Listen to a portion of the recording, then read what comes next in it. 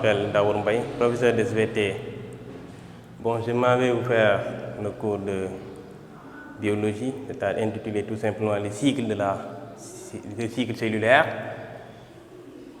Et le cours, tout simplement, c'est le cycle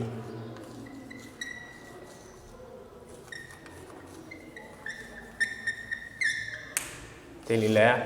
Ce cycle cellulaire est tout simplement la vie d'une cellule. On peut le définir tout simplement comme étant l'ensemble des étapes qui constituent et délimitent la vie d'une cellule. Donc, c'est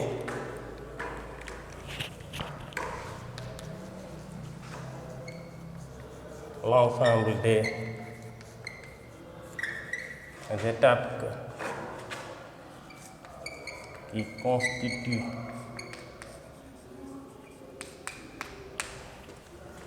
et délimitent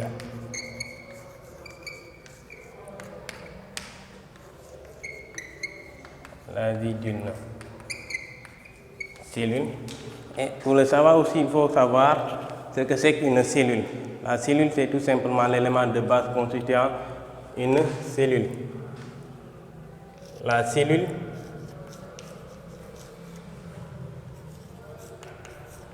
est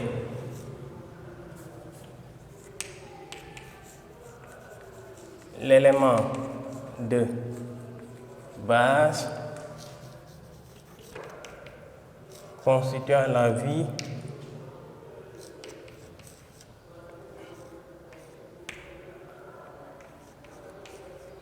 de chaque être vivant.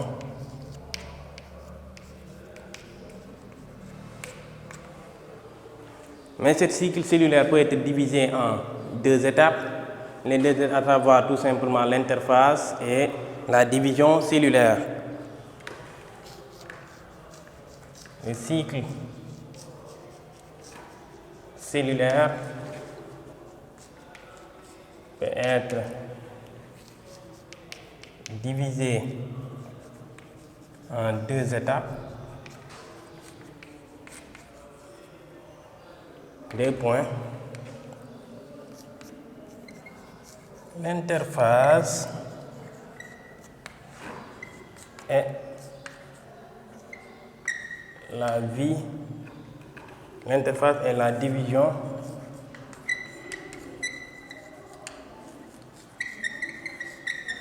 cellulaire.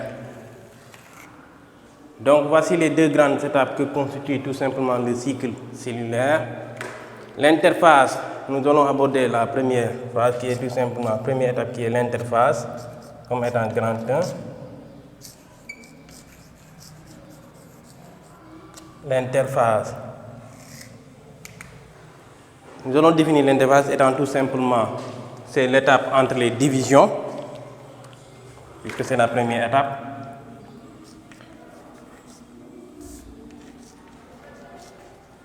Étape entre les divisions de ma braise.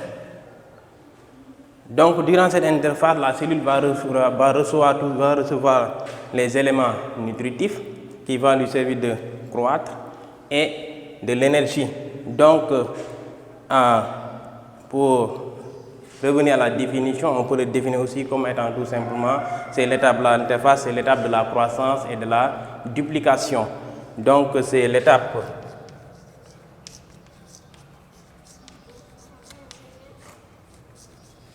de la croissance et de la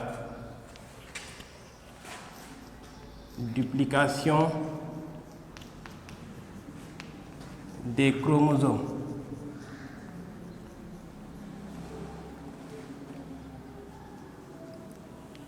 Duplication veut dire copie du matériel génétique. Donc, la matériel génétique qui est dans le noyau va être dupliqué, qu'on appelle tout simplement la duplication.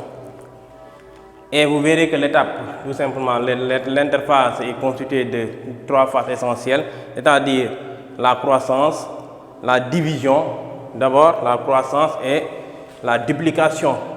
Donc la cellule va se diviser, la cellule encore entre en phase de croissance et va dupliquer son génome, c'est-à-dire son matériel génétique.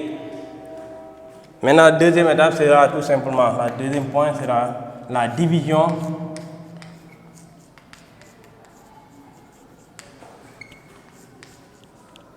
cellulaire,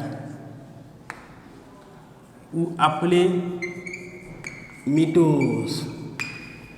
Cette division cellulaire se passe tout simplement dans les cellules qui sont les cellules du corps, mais excepté les cellules tout simplement les cellules germinales, d'accord. Donc ces cellules vont entrer en division et cette division est appelée tout simplement mitose. Au cours de cette division, puisque la cellule était en phase de division, va croître, donc son matériel génétique va être dupliqué et une fois que cette matériel génétique dupliqué, la cellule va faire une division, une seconde division, et va donner des cellules filles qui sont tous identiques à la cellule mère, d'où la théorie cellulaire qui dit que chaque cellule provient d'une cellule préexistante. Donc voici la cellule mère va donner tout simplement des cellules filles. Et les cellules filles sont tous identiques, mais identiques à la cellule mère qui est la cellule de départ qui a subi une étape d'interphase et va se diviser, subir ce qu'on appelle la mitose. Donc c'est la division, c'est pour tous les cellules du corps.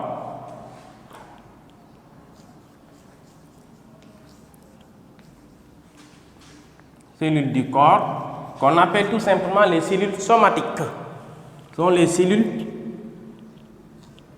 je m'adresse une barre comme ça, veut dire cellules, les cellules somatiques,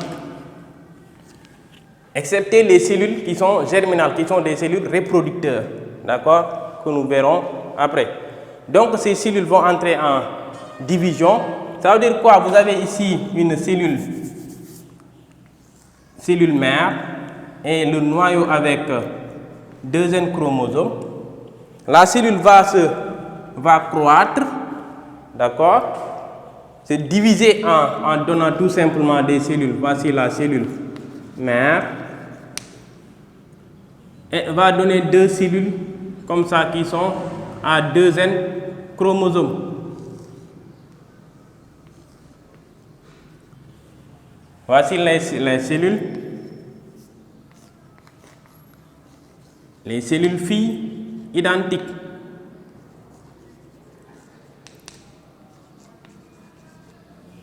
Ils sont tous identiques par rapport à ça, veut dire qu'ils constituent 2 N chromosomes, avec 46 chromosomes, 2 paires de 23 chromosomes, identiques à la cellule mère, mais le processus là va continuer. Ça veut dire que le processus va continuer jusqu'à la cellule atteigne tout simplement le stade de maturité et va mourir. Mais sachez que ça continue puisque c'est ainsi que ça continue. Maintenant, la division se fait par étapes. Il y a 4 étapes qui caractérisent la mitose. Les 4 étapes sont tout simplement là. La première étape, c'est la prophase.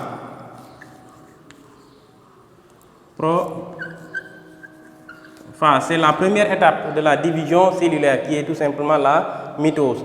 Qu'est-ce que fait la cellule? La cellule va tout simplement perd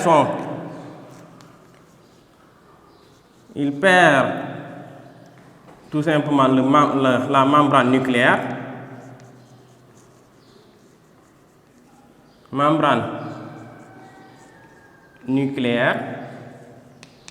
Mais pendant cette phase qui vient juste après cette prophase, la cellule avait sa membrane nucléaire, donc la cellule ne peut pas, les chromosomes ne peuvent pas être vus à l'œil grâce à un microscope. Donc une fois que la membrane est perdue, disparaît, vous verrez que les chromosomes du moins vont se regrouper au niveau de la cellule, mais de façon hasardeuse, tout simplement, se condenser. Et cette condensation de la cellule, tout simplement, vue au microscope, qu'on appelle la prophage. D'accord? Maintenant, la deuxième étape va être tout simplement la métaphase.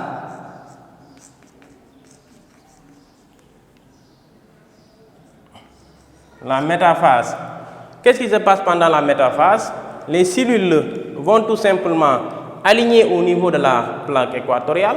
Ils s'alignent horizontalement comme ça.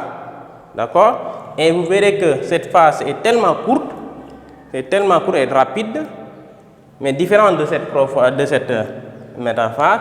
Donc, ça, avec l'observation tout simplement au microscope, vous allez voir que les cellules vont s'aligner. Donc, je fais un petit schéma avec, vous verrez la cellule comme ça avec disparition des... Vous avez ici les deux pôles de la cellule et tout simplement, les chromosomes vont s'aligner comme ça au niveau de la métaphase, dans le plaque équatoriale, là. Et une fois que cela se fait, les chromosomes vont se séparer. Et la séparation va être tout simplement, va se voir au niveau de l'anaphase. Au niveau de anaphase. Dans l'anaphase, qu'est-ce qu'on voit? On voit que les cellules se séparent au niveau de leur milieu, c'est-à-dire au niveau de leur centriole. Et les chromatines, sa chromatine va se diriger vers un pôle. Donc, il y aura inverse, cette chromatine va aller tout simplement avec, qui était comme ça, il va se diviser. L'autre va descendre en bas et l'autre va monter en haut, jusqu'au niveau des pôles. D'accord, qu'on appelle l'anaphase. C'est l'émigration tout simplement la migration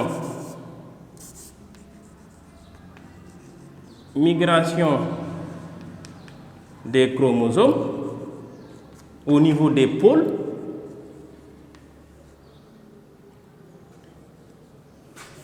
Au niveau des pôles. D'accord? Les chromosomes vont migrer, puisqu'ils sont divisés, ils vont migrer au niveau des pôles. Maintenant, la dernière phase, c'est tout simplement la télophage.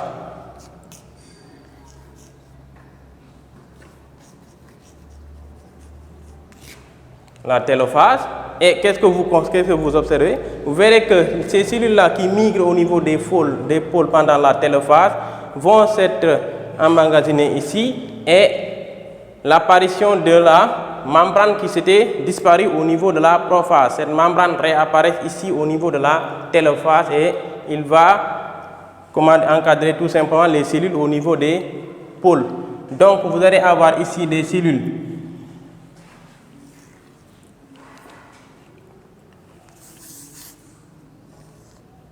vous allez avoir ici des cellules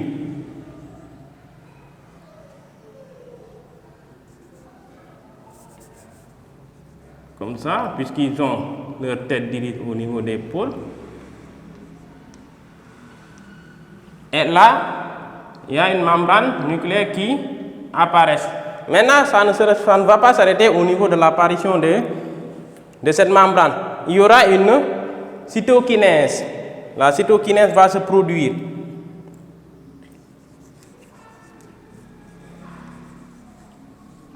Cyto, ça veut dire cytoplasme. Kinèse, ça veut dire la cytoplasme va se briser. Et le cytoplasme se brise comme ça.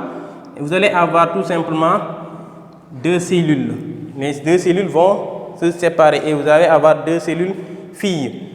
Maintenant, puisque vous avez ces deux cellules filles vont entrer en croissance, subir l'étape de l'interface, et la seconde croissance va venir et revient à la prophase. Une fois que la cellule atteint la maturité et duplique son matériel génétique, la cellule reprend le cycle, d'où le cycle cellulaire. D'accord?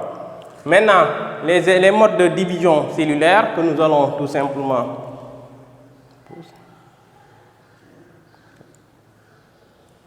mode de division cellulaire.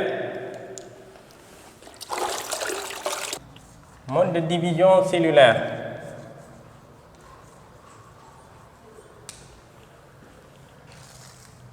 Dans cette mode de division cellulaire qui est tout simplement mode de division cellulaire,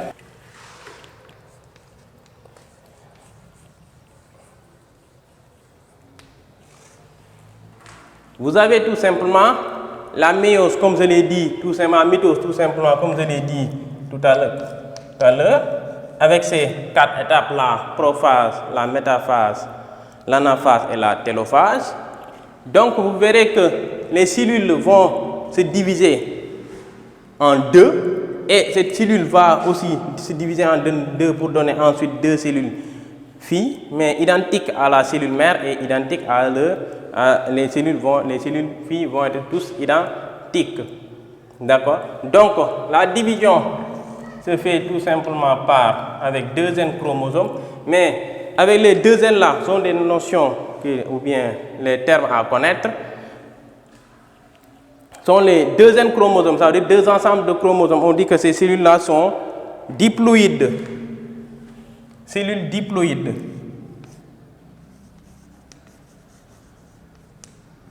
Diploïdes, ça veut dire quoi? Ils sont avec 2 N chromosomes,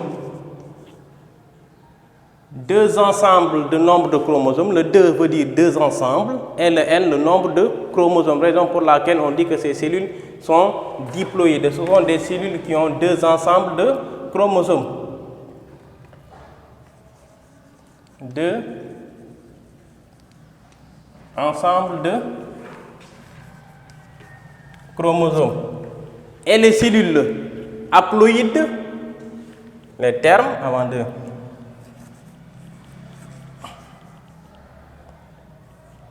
les cellules haploïdes sont des cellules qui ont un ensemble de chromosomes.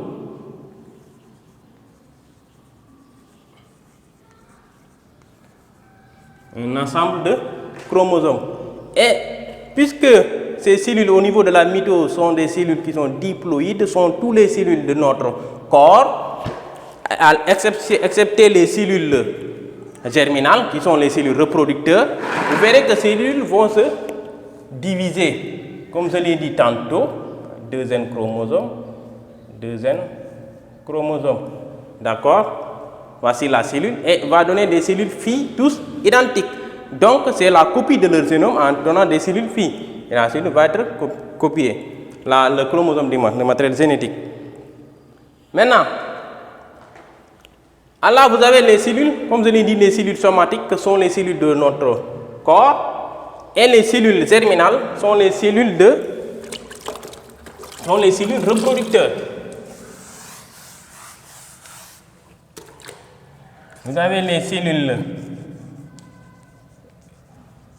germinales, sont les cellules reproductrices. C'est-à-dire qu'on note comme ça gamète femelle et gamète mâle. Mais il y a aussi les graines de pollen au niveau des fleurs, qu'on appelle tout simplement les cellules germinales. Et vous avez ici les cellules qui sont les cellules somatiques. Les cellules somatiques sont les cellules de notre corps.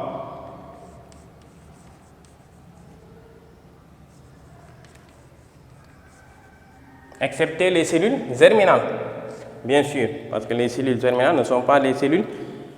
Et vous avez les gamètes, tout simplement. Les gamètes sont des cellules reproductrices qu'on peut appeler les cellules germinales. À côté des gamètes, vous avez les zygotes. Les zygotes sont issus de l'union des 2 gamètes qu'on appelle la fécondation. Donc, appelez la fécondation. Et la deuxième étape du moins, c'est la méiose. La méiose qui est tout simplement la division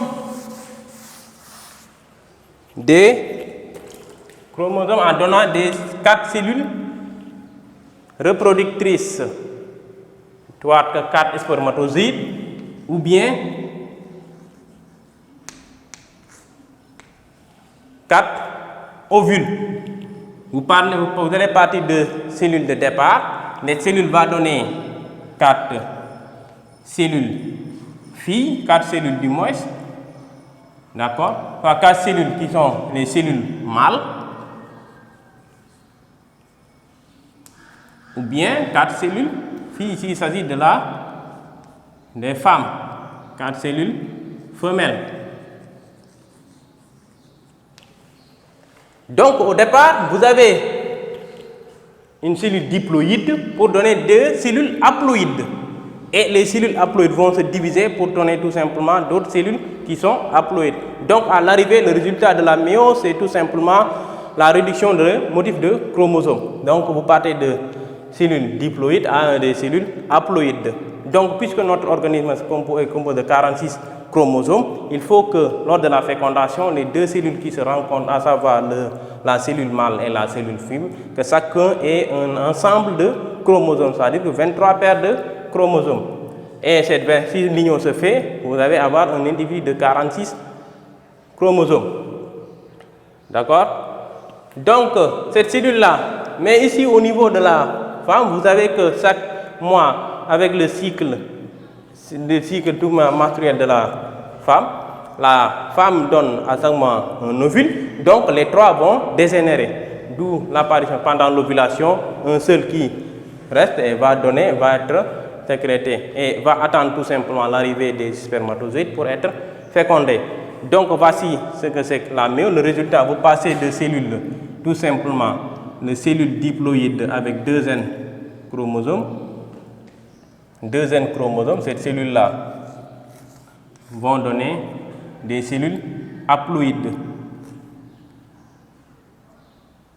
Cellules haploïdes, 2 cellules sont tout simplement des éléments haploïdes.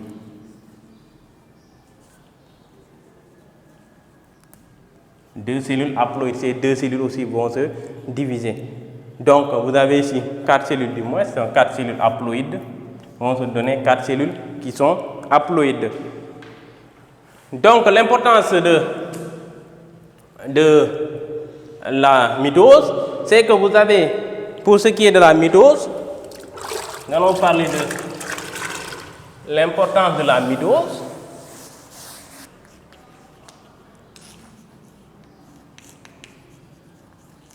Importance des modes de division, des modes de division cellulaire. Vous avez, puisque vous avez ici la mitose et là la méiose. Au niveau de l'importance, c'est la croissance, je termine ça, la croissance des cellules, remplacement des cellules endommagées,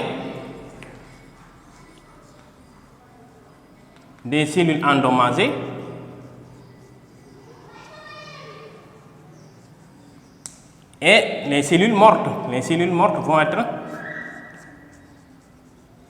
remplacées aussi. Remplacement des cellules. Mais au niveau de là, vous avez tout simplement les cellules qui sont haploïdes et aussi la diversité génétique des personnes. Ok, merci. C'est tout ce que vous devez retenir sur ce qui est du cycle cellulaire. La prochaine fois, nous allons faire la reproduction sexuée et asexuée. Ok, merci beaucoup.